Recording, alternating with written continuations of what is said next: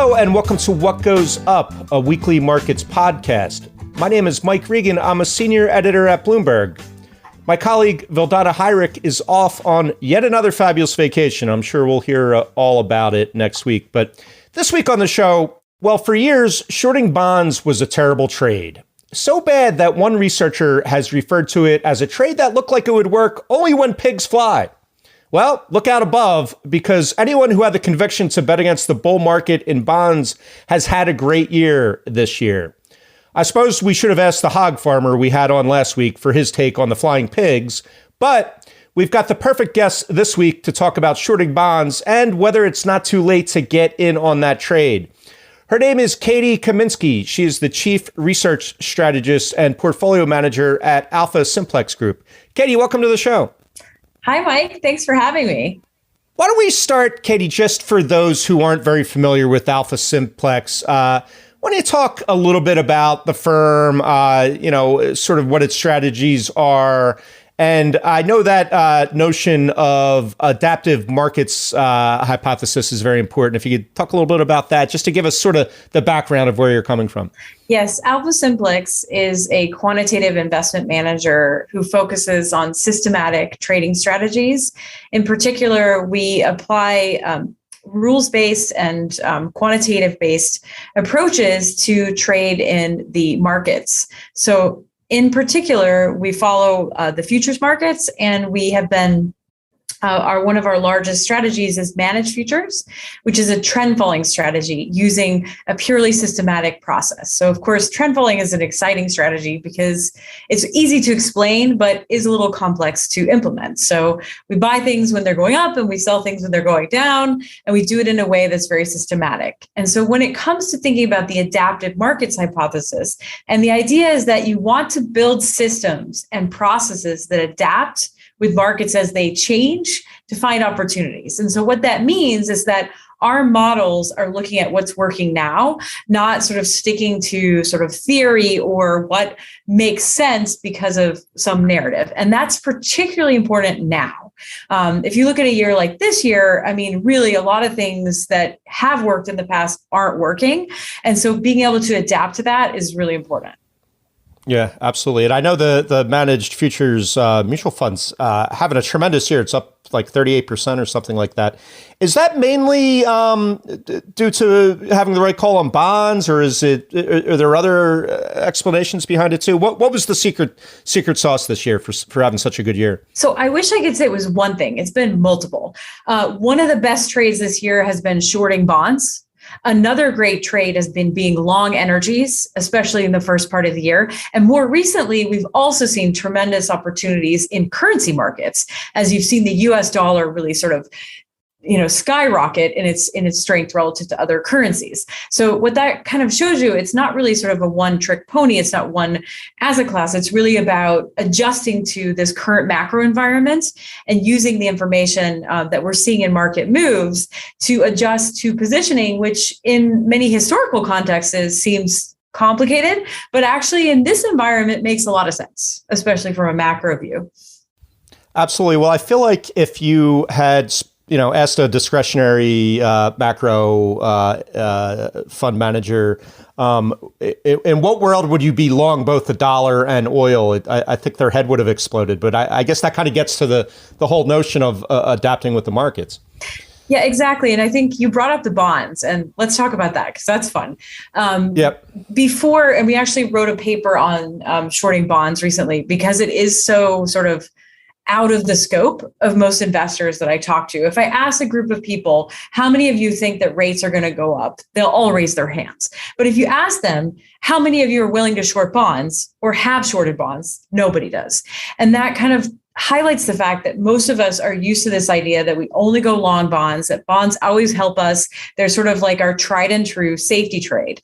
And so for the 60-40 and the typical investor, this year is sort of left them standing there going, I don't know what to do. Where someone like us, who's really looking at what are the strategic tactical opportunities in the short run, that's a fantastic trade, even if it's uncomfortable from sort of a historical perspective. It's a strategy that hasn't worked since 1994. So, think about that. That's a long time. Yeah, absolutely. And so in managed futures, this is mostly shorting treasury futures, I imagine. Was that the main vehicle? So in the futures markets, what's great is that futures markets have grown substantially throughout the years. And now there's a very large range of different futures contracts that you can trade, whether it's the gilts in the UK or US treasuries, or also other government bonds globally. So there's actually a pretty large range of liquid futures contracts out there that many investors can use as a way to take a position short bonds, as an example. Right. And I'm curious, how sort of fast reacting trend following can be, because obviously we started the year with bonds doing terribly, yields going up. Then there was, an interruption in that. Yields came back down over the summer quite a bit. Are you able to sort of ride both ends of that trend, or is it more important what the long-term trend is? So trend following is a pretty adaptive strategy, and it's relatively quick in terms of relative positioning to long-term investors. But what we saw this year is exactly what you're saying, is that there was different macro themes that were evolving over the course of the year. So in the first quarter, we saw inflation, rising rates as a theme. That manifests itself across the long commodities and short fixed income. This particular trade sort of shifted to a short bonds and also long dollar trade later in the year as commodities started to dissipate. So you saw that sort of positioning and views on commodities moved much more to that recession versus non-recession environment. And then in June, we saw sort of the markets made a pivot, as you suggested, where volatility increased, cross-asset correlations increased, and sort of a general sentiment that these themes were in some sense consolidating came into the market. And you started to see sort of a tremendous degrossing of some of those positioning that you saw earlier this year. And then we started to see a pivot this month and last month back to what we saw earlier this year. And I think some of that comes with the fact that the central bankers have remained steady, which has basically said, this pivot towards, I think this is over, is a little preemptive. I think it's time to wait a little bit to see, how we really do deal with this inflation problem and how we handle things going forward. Right. And so you'll never try to sort of front run the trend at all. If you're watching Jerome Powell speak and he says, that's it, we're done we're done raising interest rates. Unless the bond market reacts violently to that, you're not going to try to trade those remarks at all, I imagine. So there's a lot of noise in all of this. Yeah. And you guys, you know this better than anybody, in that, one day moves incorporate a lot of noise and a lot of overreaction, underreaction. And part of what we try to do is be very systematic and smooth in the way that react to trends over longer horizons, so that you can balance between what is real information, what is noise. And this is very important because over the long term, what you'll see is that we're capturing a lot of these macro themes that do on the margin have a lot of noise. And that's sort of where we're seeing that we're not trying to sort of pick things based on one data point. We're trying to use a lot of data and use that data to come up with a view on where we should be in the different asset classes over time. Yep. So what do you think? Has the short bonds trade sort of run its course for the year? Is there more to be had from it, in your opinion?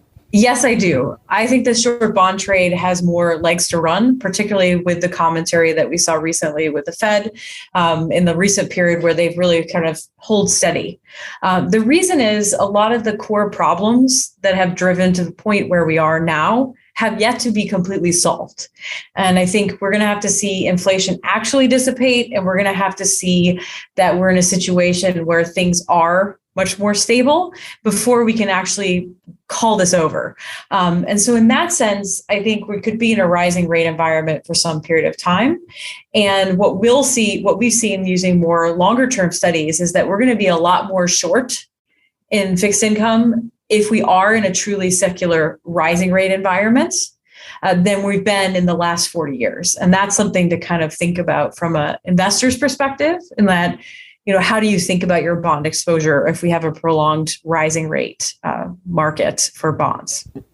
Yeah, absolutely. I mean, as you said, something no one has really experienced since the early 90s, I guess. I think everyone thought, this was it. This is the new normal for the bond market. So on the other side of the pandemic, it seems like you're not expecting a sort of a reversion to the pre-pandemic world. It's going to be a brave new frontier where rising rates are here to stay.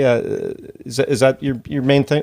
I mean, I think what we've seen is that even though the narrative has shifted over time, the core issues related to inflation need to be solved before we can actually call it a win. And I think you see that in the markets. And that's probably what's surprising is that there is a lot of hope. I mean, people love things to go back to the way they were. And the truth is until we can actually see that inflation is really under control and that real rates have actually, gone more positive, it's going to be hard to imagine that someone can snap their fingers and we'll just go back to the world we're in. And I think for us as tactical traders, this is an interesting environment because tactical strategies and any sort of dynamic approaches haven't worked well until recently because it's been very much a world where you have this put, you have, stocks always go up and if they don't, then it will get better. And the same with bonds, if something goes bad, you've always got your bonds. And I think that investors are really going to have to grapple with the fact that it's a very different world when we add inflation to the problem and when we have to deal with what the impact of rising rates has on just different asset classes and different sectors in general. Yeah, it's interesting. I was looking at the Bloomberg. We start getting the survey results trickling in for the CPI report for next week. And the last time I checked, the consensus is for, I think, month over month, negative 0.1%, year over year, 8% in CPI. So a little bit, off of the boil to some degree, but I'm guessing that's not mission accomplished as far as, whether yields will keep going up. It's still a high number. I mean, the differential is still big. And I think that you're not seeing it in the commodity markets right now, but that's pretty typical, right? So you see the commodity markets sometimes lead that process. And then inflation is very insidious. It starts to go in different areas. So things like wage inflation and other areas of the economy is where we have to start looking. Real estate and other areas that aren't measured in some of these core materials, they're the after effects of that. And so for our view is when we see inflation numbers back closer to their target of 2, 8 versus 2 is still a really big difference. It's a long way off. But I would imagine, a lower than estimated CPI would still trigger some kind of rally in the bond market. But would that just be noise, you think, not anything that would, really cause you to change your thinking? No, I'd say that, we saw that this summer. We saw recently, any sign the good news is bad news is good news situation where anything that confirmed that things were better was actually a good thing. Things were worse was a good thing because maybe they'd stop raising rates. And so I think that, you're going to see that until this kind of dissipates and gets under control. And I think people like to think that things get fixed in a second by one print. I mean, that's the way we are. We love hoping, and it's a great thing. But I think in terms of understanding financial markets, sometimes we're ready to be hopeful a little quick. Yeah. How about equities? Were shorting equity futures part of what the fund did this year? Is that part of the success? And sort of where do we stand now? It's been such a choppy year. I mean, long-term trend down for the year, but there's been so many little rallies in the middle of it, or not so little. The last one was 17, 18%. How did you navigate through all that? You caught me. I have to be honest. Equities have been just super noisy, and we've had almost no equity exposure. Signals in equities have been really weak and extremely noisy. So what that means is that there has been very, very unclear trends in equities this year, despite the fact that they're down quite a bit. As you said, it hasn't been a straight line. And that has been very consistent with the idea that I don't think this is an equity story. I think this story starts with the bond market and with inflation. Equities is a byproduct of a situation that we're in. And that's why it's so hard to call because, we're trying, what's really the focus is inflation. it is really sort of how do we manage that and how do we manage raising rates and balance sheets. And I think equity has just sort of gone back and forth in the wake of that theme this year. So it's been very hard to call the equity markets, and signals have been very mixed. Right. And how about the dollar? How have you played the rising dollar? I know we had a guy from Dynamic Beta, Andrew Beer, they have a managed futures ETF that's done well too. They were very short the yen. Was that something you guys managed to do too?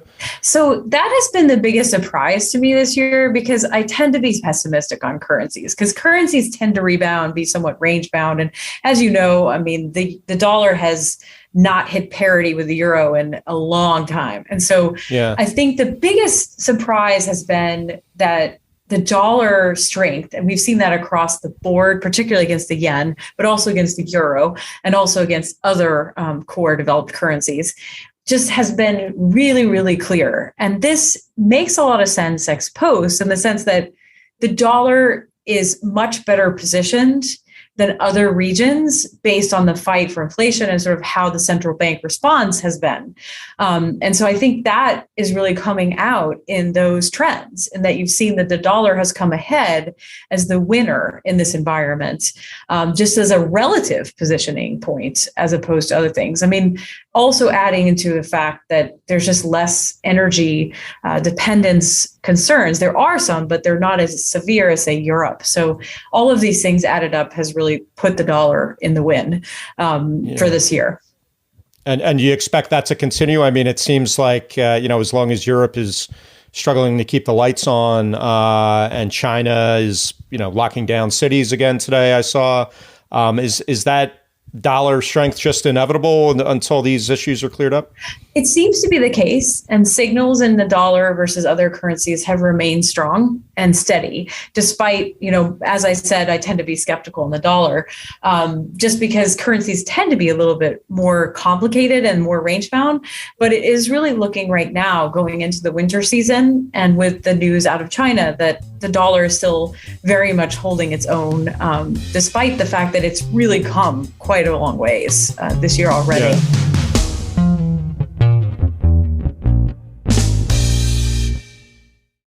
How about this? We've seen a pretty fierce reversal in oil over the last couple of months too. I'm curious if you've played that at all in the fund, or if it's, how you see oil fitting into all these other things. I mean, as you pointed out, I think the initial inflation impulse was mainly from watching the commodities markets. Now the bond market is sort of forgotten about oil. It seems like it's looking at rent and owner's equivalent rent and all the other sort of lagging drivers of inflation. How do you see the oil developing for the rest of the year? Is this downtrend something that will continue, do you think? So it's interesting you say that, because we saw extremely strong signals in oil all the way until the conflict in Ukraine. And then we saw what would be sort of a perfect situation for a trend follower, in that oil volatility exploded. And then obviously oil went way up in value, and that created a lot of noise, which consolidates your views. And so we've really seen oil stay steady as a long view, but much more muted. And so what I would think about this is that you've typically seen this, even if you look in the 70s, during inflation cycles, commodities have sort of up and down periods. We've consolidated in energy, but we've seen some, but you have to remember it's September. Like September and October is kind of in that lull period before we know how serious the energy issues are in the winter. And so I think that that's sort of to be expected, that you're going to see a little lull in energies, but they could come roaring back easily going into the end of the year, considering sort of that the real problems that we had around why oil prices spiked haven't disappeared. Thus, right. I would say that there's a good chance that we might see high oil prices again later this year, and energy prices in general, particularly going into the winter season for the Northern Hemisphere. Yeah, and how important is Europe to that story, do you think? Is that the entire story, more or less? I mean, I think it's going to be, it's so complex, right? Because you have also demand in China that's part of this as well. That's another factor that's caused oil prices to to reduce as well. So I think it is complex. I'm sure that, given the issues with sanctions and other issues, there's going to be some issues related to that in the winter time. So that is one thing that is definitely a tailwind for energy prices to be a potential problem later this year. But it is complex. Those ones are complicated. Yeah. Now, Katie, I know correlations are super important to you and AlphaSimplex and how you follow trends. What are, I'm guessing it's the stock treasuries correlation is the most important, but what else, what's shifted, what's going to shift back, what's sort of the lay of the land with all the correlations you have your eye on in markets across asset classes at the moment? So the biggest one you hit on, and I'll talk about the others in a second, is the stock bond correlation. And an interesting point I might make is that if you look at rising rate environments, stock bond correlation tends to be positive on average and bond volatility is higher. And that's exactly what we've seen this year. So that type of feature where stocks and bonds aren't in the same relationship in an inflationary environment is there, and it's in the data. We've seen over certain periods of time, particularly in the last month, we started to see that correlation in the short run spiking as well. You can see it in the sense that stocks and bonds are starting to sell off simultaneously. And that's something that we are paying attention to. And that's an important factor in building a portfolio, because if you count on those correlations, you have a very different diversification level than you thought. And that's something that people are experiencing this year, is that they're not experiencing that diversification that they thought. The other correlations that we have seen that are interesting is that you've also seen some interesting correlations between fixed income and currencies. Obviously, the dollar's connection to the rising rate narrative has also been something that we've been watching. And you've even seen very different correlations between energies and equities this year. So equities and energies are usually positively correlated because they're risky assets. Look at the period in Q1. Energies were up while equity markets were down. You started to see negative correlation. And this kind of goes back to the issue that in this type of environment, structural relationships that we often count on can change, and it's important to be aware of that because your portfolio is going to behave very differently than sort of your longer term expectations in these type of environments. Yeah. Are you able to sort of quantify when they change? Is it oil once it gets into the 80s and 90s that correlation flips, or when treasury yields get above a certain level or are rising at a certain speed? Is that too wishful thinking to think that you can sort of quantify when those relationships change or flip? I think it's more over a time horizon. So you can see for short periods of time that correlation can be very different from a longer term behavior. And you're right. Obviously, it's going to depend a lot on the macro theme. So, if you look at the first part of the year, this example I gave where energies and equities were, behaving differently. Under the backdrop of inflation being the core driver of the markets, those correlations changed. And this is something we've seen this year. What is the theme that is driving markets this year? It's rising rates and inflation. And thus, those relationships that we usually think are there sometimes disappear and they become different. And I think that's exactly what we're seeing, is that in the more extreme environments, sometimes those correlations can change. You brought it up as a level of price. For me, it's more sort of the extremity, like how extreme the market is. And that's something like this crisis that we had in March, or at least the event that we had late February to March, was really sort of a supply chain issue and an inflation issue at the same time, which really had a very different effect on how asset classes related to each other versus the longer term typical things that we would expect. Yep. I wanted to get back to the shorting bonds idea. I'm curious if you have a number in mind, like a yield that we should be bracing for. Is it 4%, 5%, say in the 10-year or the 2-year? And to pile one more question on top of that, everyone's sort of bracing for a recession, which traditionally would have been bullish for bonds, cause everyone to pile back in and bring those yields down. I don't get the sense that that's as given of a scenario as it normally would be this time, given the inflation problem. So talk us through those two ideas. What's the sort of what should I steel myself for as far as, a peak interest rate and whether or not a recession would actually be bullish for bonds or not? So that's where I think trend followers have a different view. We think things will go as far as the market wants to go. So we don't have sort of a target like, okay, it's going to get to this level, we're done. We think that the market is going to continue to go in the direction until the problem's solved.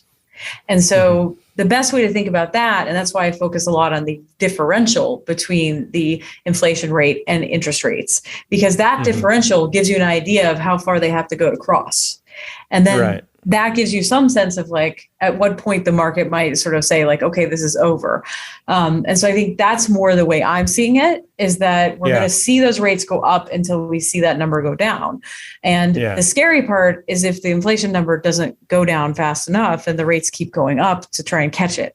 And so I think that's my view, is more that we could continue to see rates rise, perhaps even farther than people are willing to go. And your exactly point is right on. Everyone wants that anchor. They want to know, like, if it hits there, we're there. It's over. Right. But sometimes sometimes that's not where the market ends up, right? So the market could have to go farther. And that's where you're actually going to see a big surprise and a very interesting trade in the markets as well. Yeah. And I think your other question was about, what was it about? Yeah, about whether a recession would cause a bid for bonds, or whether this sort of stagflation, I think you sort of answered it with that answer, in that, with inflation at 8%, you can't really expect bonds to settle down. I would think even in a recession, if inflation's still that high. So, I mean, that's where this year has been so fascinating, is the reason nobody ever wants to short bonds is because that's a really dangerous place to be, because anytime the market sells off, you are in the wrong position. But that is not what we've seen recently. And I think that shows you that this narrative is not driven purely by the recession narrative. It's the inflation narrative is number one. And so that's where this summer we did start to actually see the recession narrative come in a little bit. And sort of the bond positioning and bond signals started to go more flat and to be less aggressive. And so what I've seen historically is that short signals are going to be very common when the curve remains inverted to flat. But if we start to see a recession type trade and a steepening of the curve, then we actually might see long signals again, because at some point that trade becomes a long trade. And so I think that's where the dynamic approach is so important, is that these things are not, 2 or 3 year trades. They're they happen over shorter horizons than how many investors think about sort of longer term. They're really more tactical type of events than strategic. Yeah. Could you see a situation where inflation comes down enough and yields go up that we're actually looking at, positive real yields, or is that crazy talk? I mean, I think we're going to get there. I just think it's going to take longer than people want it to take. Yeah. And that's pretty typical, right? So I think that people are easily hopeful and slower to deal with sort of challenging information. So I think it will take longer than we would like.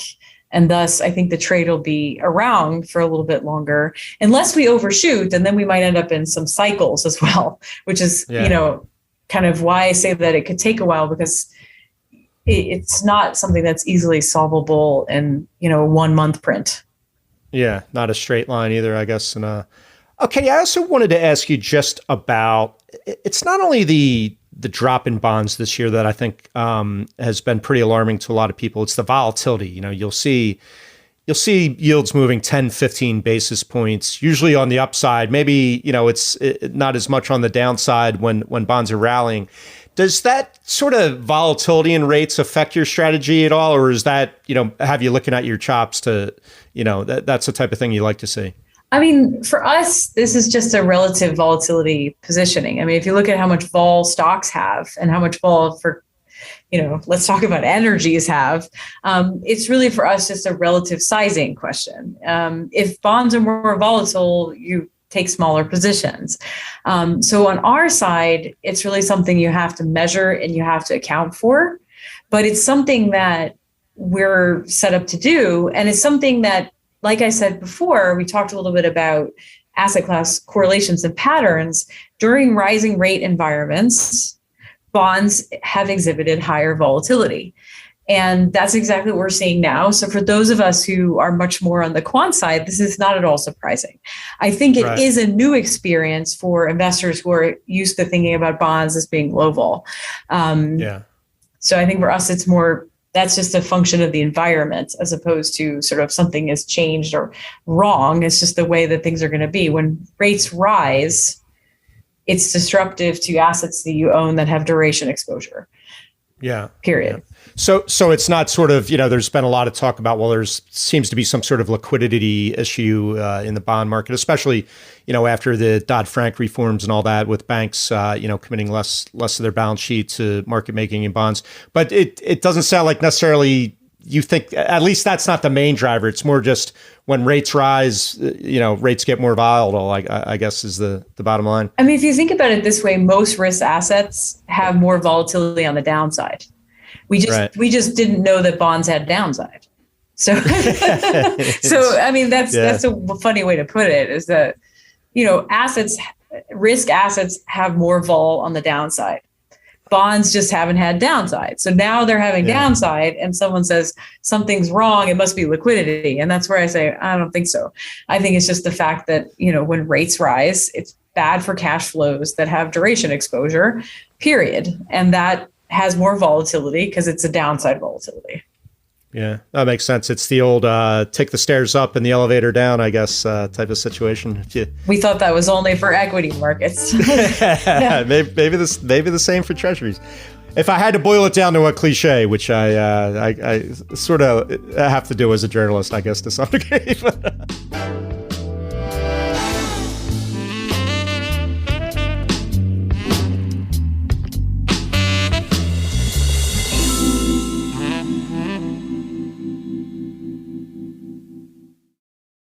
Katie, what else should we know about how to think about the markets for the rest of the year? What am I missing here? What's sort of top of mind for you? I mean, I think the thing for me that I have stressed with many of the clients that we talk to and investors is like, if we are in a different regime, you have to think differently. Asset class properties have changed in an inflation environment, and then you need to just accept that and try and see what is there for you to do in that environment. How do you protect yourself against inflation and other issues, as opposed to just pretend it's not here? And that's why I think so many people want it just to go away quickly, because then they don't have to really sort of change the way they invest. And so I think that's probably the best lesson, is to say, okay, this is a different macro environment, and we're going to see some interesting trends. I think for us, the biggest one to watch this fall is going to be what happens to the energy complex and what happens to bonds. And if we do actually have a recession, what does that mean? How deep is that recession? Is this something that is going to be sort of a moderate one, which we can wait out, but just takes a while? Or is it going to be something that's more drastic? I think that's what we'll be watching, probably, like anybody else, this fall. Well, and it doesn't, correct me if I'm wrong, but it doesn't sound like you think this new regime we're in is transitory, to use a dirty word these days. This is a new sort of secular thing we're going to be dealing with for several years, I guess. Or? I think I love the point transitory when people are talking about it, because we've never thought it was transitory. I don't think we ever did. The reason is we were watching the commodity markets, and the movements in those markets were just unprecedented. And that is sort of a good warning signal to any sort of crisis event. I find that these commodity markets really give you a good barometer of where we might be going. And we've seen short signals in the commodity markets recently. That to me is a recession trade. That is a risk off trade. And so that's why I'm focusing on what might happen to equity markets following in the next couple of months. So I'd say transitory is definitely something that we never were really thinking. And I think people stopped talking about that anyways. Yeah. So, well, it's interesting though, because sometimes, especially the oil market, it feels like a risk on, risk off type of market. Other times it's, more supply demand dynamics. But in the supply chain issues. When we saw negative oil prices during the pandemic, it seemed obvious to me that, drilling and exploration companies were not going to start spending a lot of their capital on making new investments and that sort of thing. So you're reading it as clearly a risk-off signal at the moment. Yeah, at least for now, we've had more negative signals. You've seen it particularly in the base metals more than the energies. Yeah. And that is sort of makes sense because commodities were the first part of the cycle. And so, but if you look at the 70s, let's just give that as an example, a period where we had high inflation, rising rates, there were actually multiple waves of inflation, and there were also multiple waves of energy prices. So I think that's something that I'm preparing myself for, and I think people should be prepared for, because overshooting and undershooting is sort of a phenomenon in all markets, not just equities.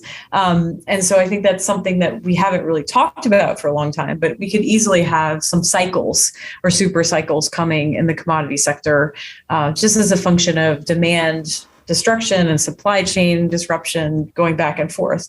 So it's definitely an interesting place to be looking at what's going on there going forward. How about gold? Does gold ever make sense to you, for one thing, or as a trend follower? Or, I mean, maybe as a trend follower, it makes more sense than the rest of us trying to figure out sort of what the narrative behind gold is. For one thing, this high inflationary environment, you would expect it to do well. But then again, we have a super strong dollar.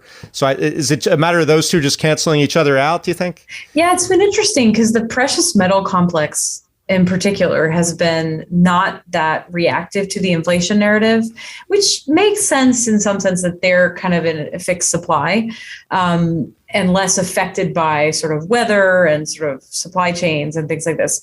But more recently, gold has been much more short in terms of its signals. And I think that is always complicated because it has some to do with the dollar, but also has to do with interest rates and sort of the real rate. So that's been a tricky one, to be honest with you, but it has definitely been a short signal more recently. So we'll see. Maybe if the dollar comes off, we might see some resurgence there. Yeah.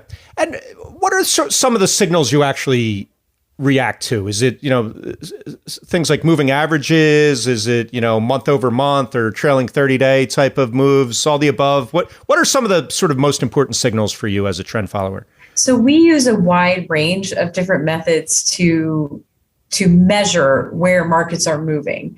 And it could be something as simple, in explanation as a moving average, or it could also be other types of filtering techniques that try to understand the direction of prices. And I think sometimes for fundamental investors, it's kind of seems strange because, you're following the prices. But to me, what it means is that particularly in environments where we're not sure what's happening, oftentimes the market has a lot of information. It's aggregating all of the views. And when people make decisions, they incorporate that information. And so what we're doing is following the market as what the market is doing, not trying to determine what the market should do. And that's why this environment in particular is good, because none of us as one individual know what the market should do, really.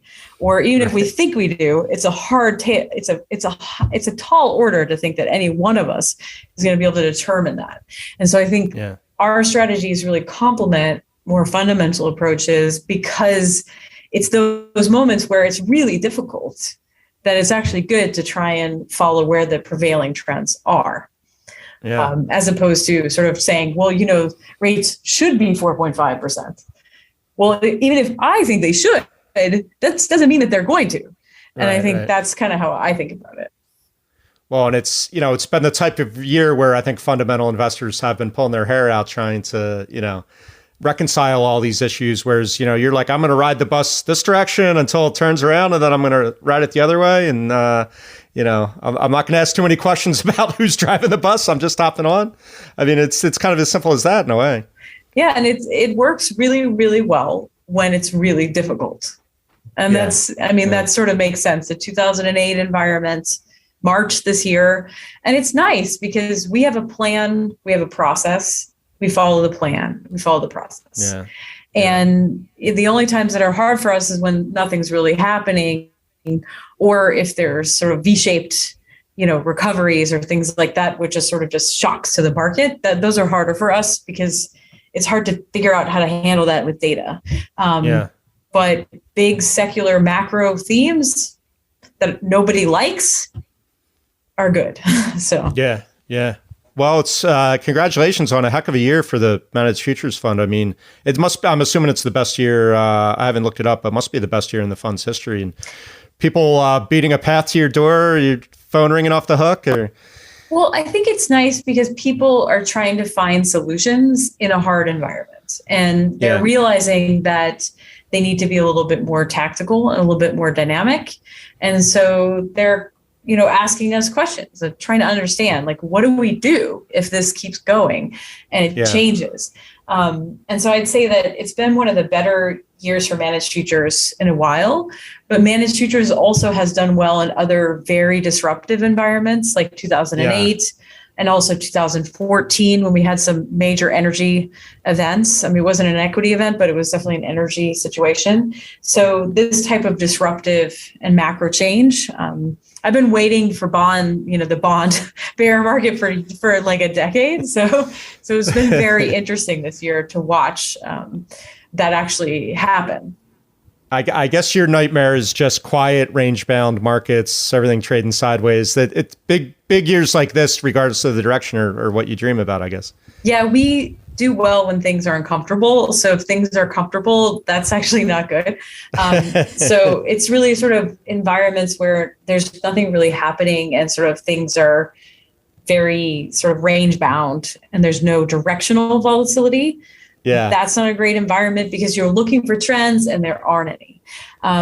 What's good for us is that if you trade multiple asset classes, there's usually something going on most of the time. I was going to say that the futures market is so wide open. There's always something to, although I guess you don't want to get too esoteric, palm oil futures or something like that. Or, you stick with the main big liquid futures contracts, I would imagine.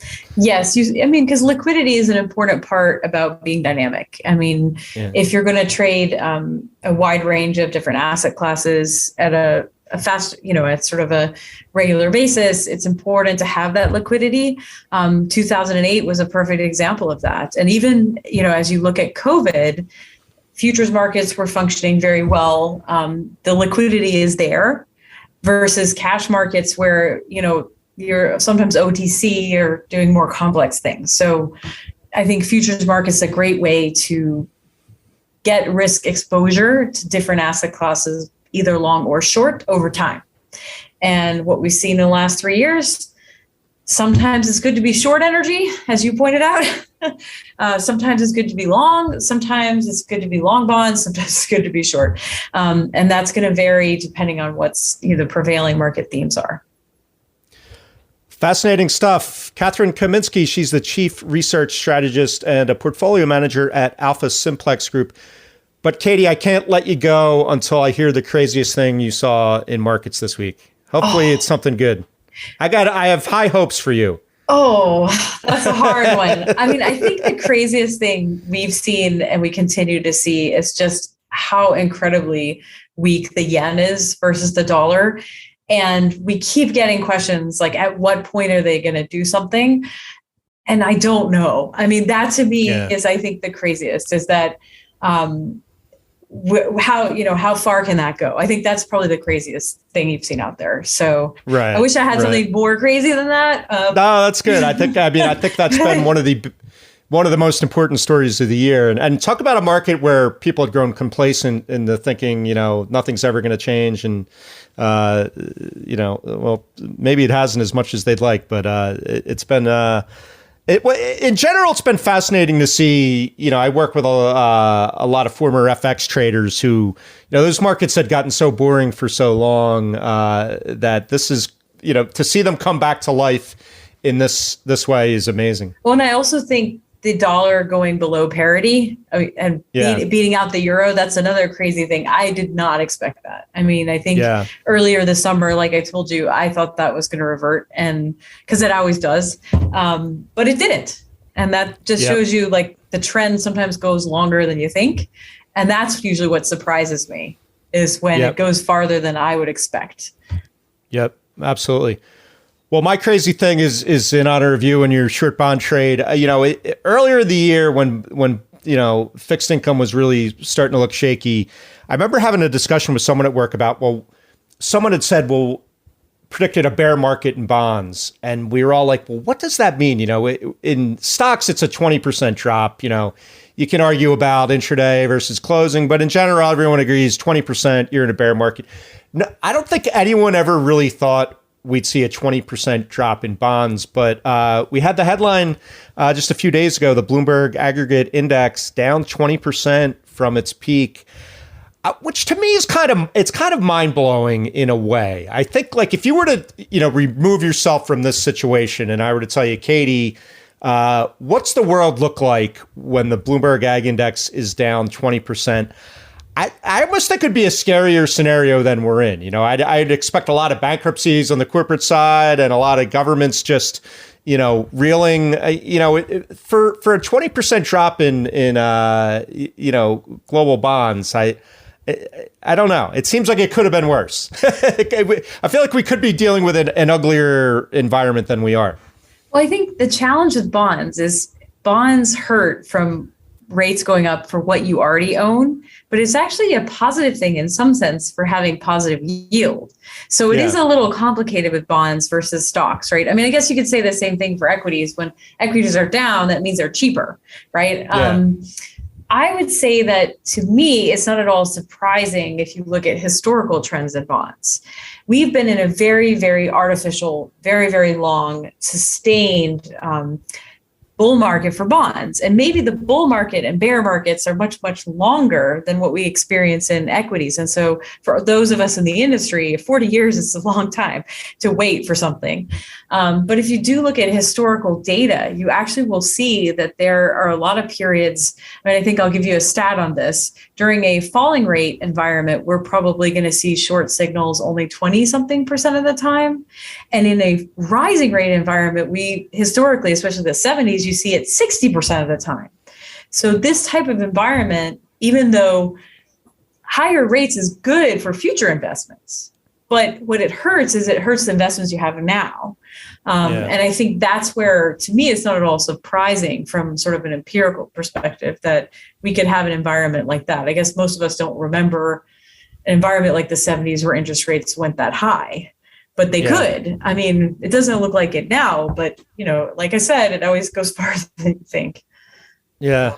Yeah. So that's not off the table, you think? That type of 80s type of interest rates? Boy, I hope not. Like that's pretty far. That's a big double-digit mortgage rates. Boy, let's hope not. I think I don't think so. I think we're much more inclined to have it extend farther than we would think. But I think that is a big move. I mean, that's a much, much larger variation than what we have now. But, I think we just have to watch that and see how markets react. My guess is it's probably much more in a range that seems reasonable. Of course, those started from higher levels as well, right? So.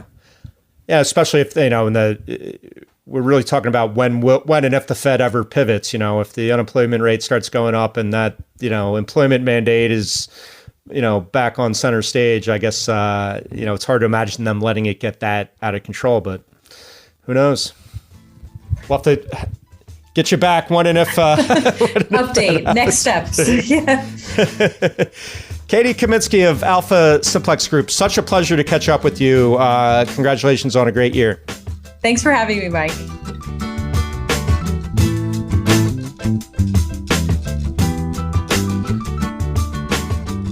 What Goes Up will be back next week.